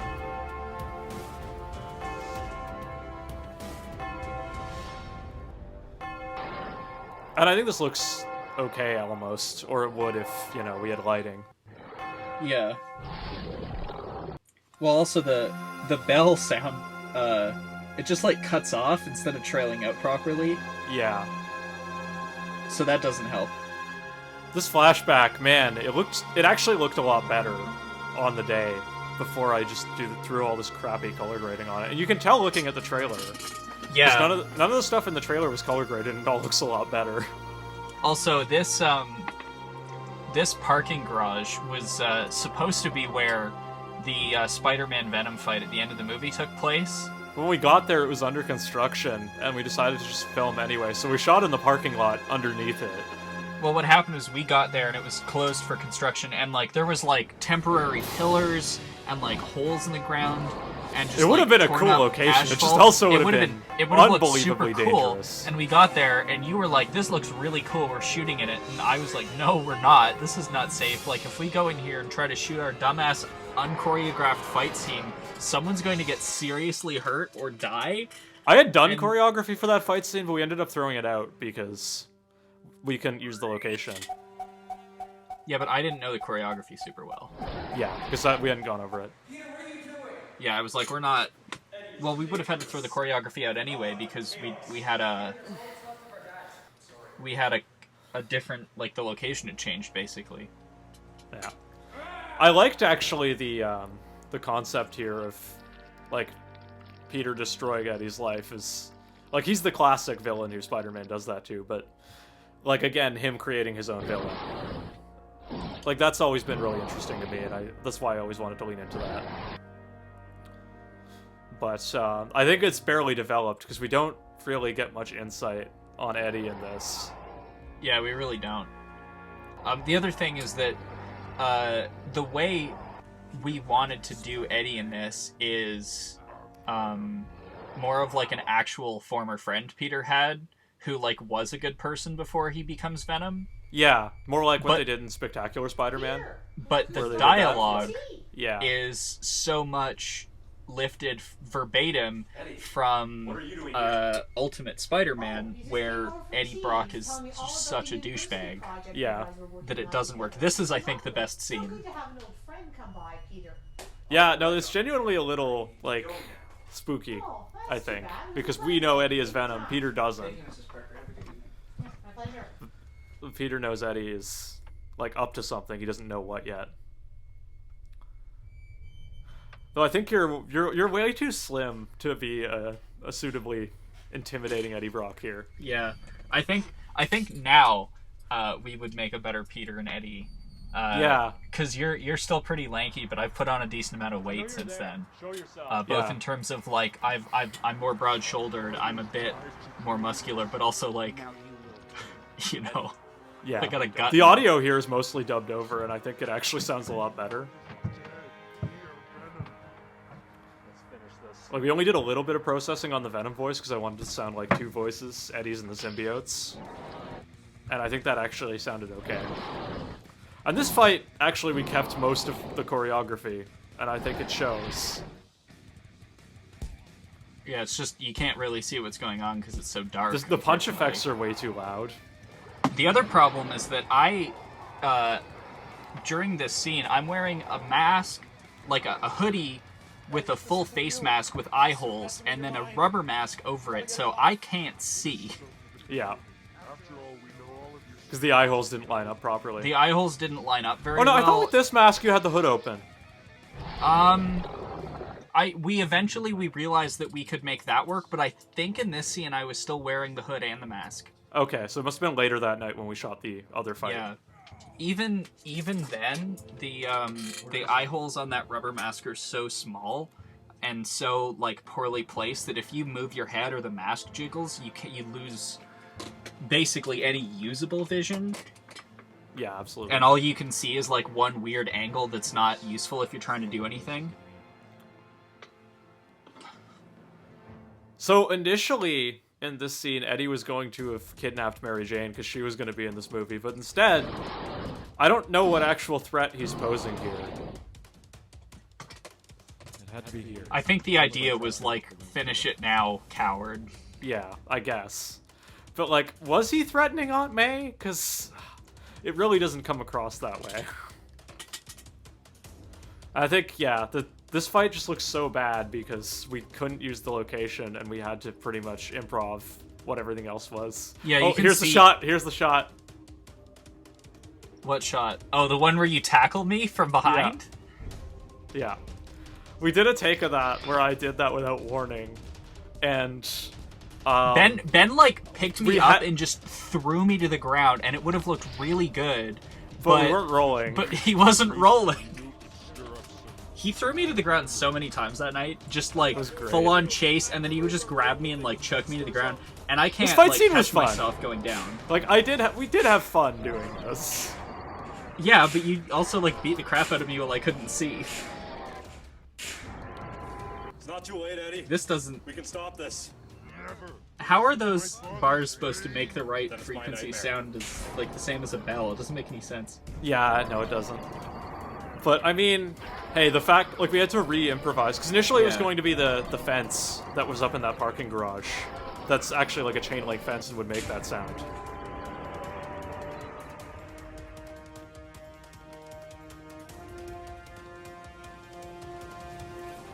Initially, the body was going to stay there, but I decided it would make more sense if we showed, like, the symbiote was destroyed completely by the sound waves. Or so we think, as we learn in the post-credits scene. I can't tell you what it's like. All I can tell you is what it's like. I like how, every time, because I use the same stock record effect, the camera's always at full battery when Richard Parker is filming. Not Reed Richards, not Tony Stark. Well, Richard Parker's a smart man. He knows to keep his batteries charged. But why is the record overlay on there? It's because that's never on there. Because he's watching the DVD. That wouldn't be on there. Maybe he used a really cheap cam. You know what the best part is? Based on when this is set, would Richard Parker have been recording this digitally? This was shot on a digital camera. Oh, you mean like... That's a good question. I mean, so presumably Peter was about 10 years old at the beginning. And if he's the same age that I am, then he would have been 10 circa 2009. Okay, yeah, so he would have had a digital camera. So this camera's actually old for then. Well, he had to buy an old camera because he lost all of his money on lawsuits. Yeah. This isn't what I wanted. It's not what I wanted at all. I actually shot this shot for like 3 straight minutes of just me looking into the camera looking depressed. But I used about 10 seconds of it.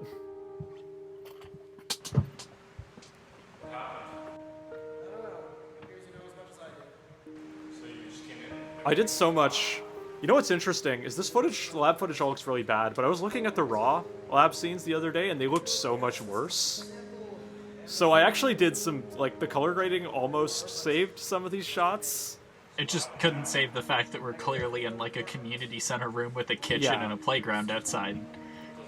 But no, they looked so much worse in the original footage. I was looking at it the other day. lighting, It was awful. It was like really gross green fluorescent lighting in that room, wasn't it? Yeah.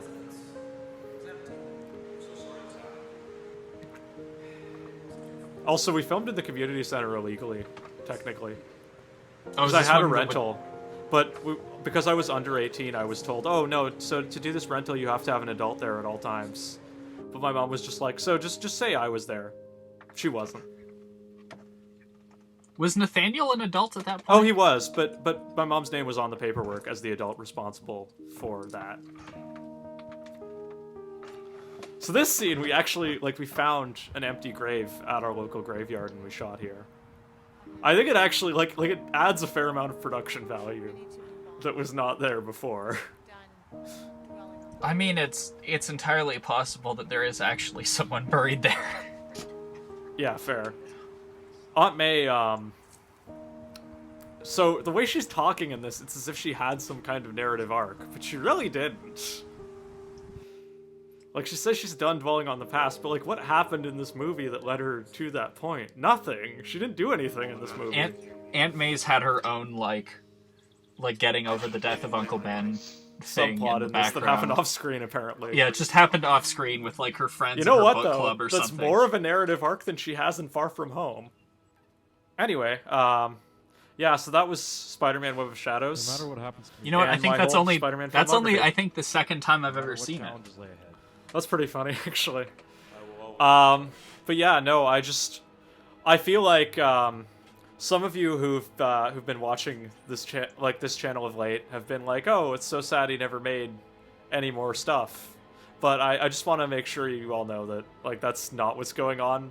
Graeme and I have both moved on to bigger and better things, so we're actually doing quite well in our careers. We're just no longer doing any Spider-Man stuff at the moment. Maybe one day. You just gonna drag me back into this? I mean, you did say yourself you'd be a better Eddie Brock now. Like, in terms of like physical size compared to you, yeah, I'm bigger now than I was at that point. But I mean, if I don't- did another one, I definitely want to bring back everyone from these and, like, acknowledge it all as canon. You know what? I think if you did do another one, and I could get the time off work to come back up to Ottawa, I would come back. Anyway, post-credit scene. So this was just made of random footage I had laying around, but basically I just wanted to show Venom did survive. And he might be back. But he's not going to be back. I was actually down to come back, too. Yeah, well, at one point I had an idea for one with Carnage, maybe, and I don't know. It was half an idea. Yeah, about a year after this, we went to film school, and we learned a lot.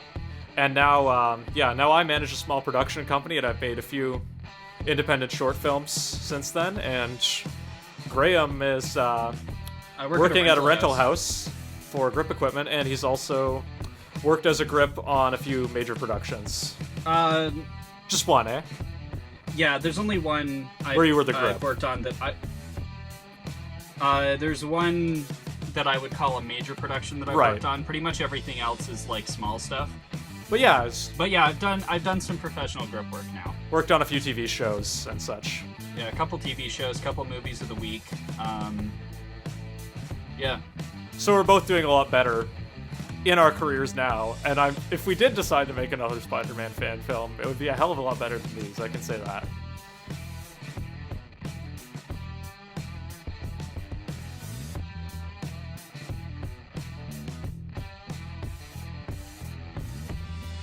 No, this was fun revisiting all of my old Spider-Man fan films and getting to see how much, like, we've both grown since then in terms of our careers.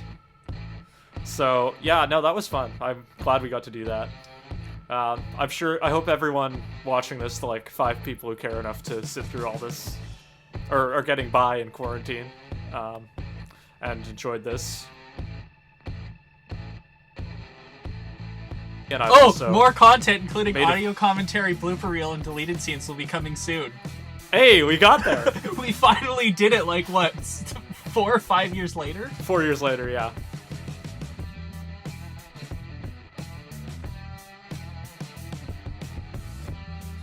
So maybe another Spider-Man fan film one day, but not just yet. I got a few years of. I think given how old you are now compared to the actors playing adults in most of these Spider-Man fan films that you've done, you'd have to be doing like Spider-Man Raid or something. No, I think I'd do college Spider-Man for sure. I mean, you could get around the not being able to cast someone as Mary Jane problem by doing Spider-Man Raid 2. Gross. I mean, I would just cast someone as Mary Jane now. You know, now that I've actually somewhat established myself as someone who can actually make good stuff, a lot more people are willing to act for me. Well, also now, not all of your friends are men. Or yeah, well, boys, I guess. You were like 14, but... Yeah. I didn't have a lot of friends in high school, so that's sort of why I started making this, was because I wanted to do something that was fun, that I enjoyed, and wasn't really much going on with that in regards to school. So I was really into Spider-Man, and I got really into filmmaking because of these. So yeah, no, it's... As much as, like, these make me cringe a lot, I am glad that I did them, and I have no regrets in regards to that.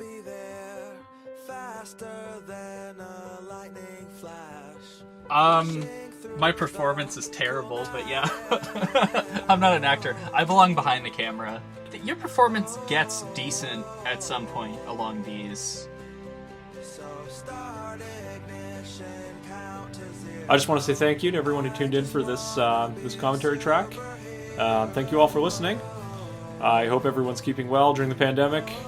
And, you know, if this does well, then if you guys like it, then maybe I will do a commentary track for some of my other films that I made in high school at some point. So yeah, thank you for listening, and have a good one. Sayonara.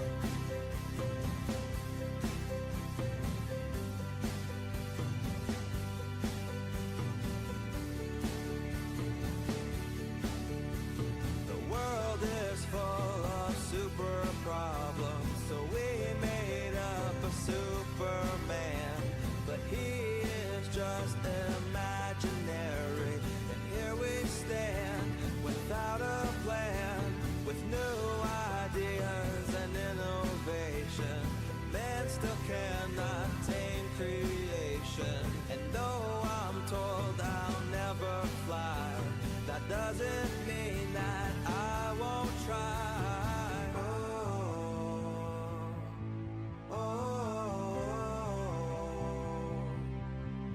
So start ignition, count to 0.